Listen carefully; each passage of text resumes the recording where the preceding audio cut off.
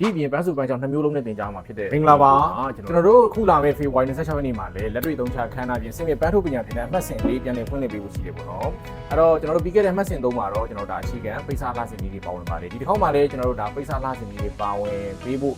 ကျွန်တော်တို့ရှိပါတယ်အဲ့တော့ပြောချင်တာကတော့ကျွန်တော်တို့ဒီလာမယ့် February 26ရက်နေ့မှာလက်တွေ့သုံးချခန်းနာပြင်စင်မြေပန်းထုတ်ပညာသင်တဲ့အမှတ်စဉ်လေးပြန်လည်ဖွင့်လှစ်ပေးဖို့ရှိပါတယ်ဒီနေ့တော့ပါချင်ပါတယ်ဒီနေ့ရက်ကလည်းပုံမှန်9ရက်ပုံမှာကျွန်တော်ပိစာသင်ခန်းစာပါဝင်လာဖြစ်တဲ့တရက်ထပ်တူတယ်အဲ့တော့ February 28 February 26 27 28ပြီးတော့ math 1ရက်2ရက်3ရက်ပေါ့နော်အဲ့တော့ကျွန်တော်တင်တန်းကြီးလေးရတဲ့ပုံမှန်တင်တန်းကြီးပဲ15လေးပဲဖြစ်ပါတယ်တင်တန်းကြီးကတော့မနက်9:00နာရီညနေ3:00နာရီတင်တန်းကလည်းနေ့တိုင်းအခန်းမှာဖြစ်ပါတယ်အဲ့တော့ပါဝင်တဲ့သင်ခန်းစာတွေကတော့ကျွန်တော်တို့လက်တွေ့ညီညီမှာအသုံးပြုလို့ရတဲ့ချက်ချင်းအသုံးပြုလို့ရတယ်ကျွန်တော်တို့က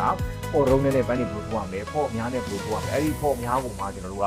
vertical တွေဘယ်လိုထိုးရမလဲ horizontal တွေဘယ်လိုထိုးရမလဲ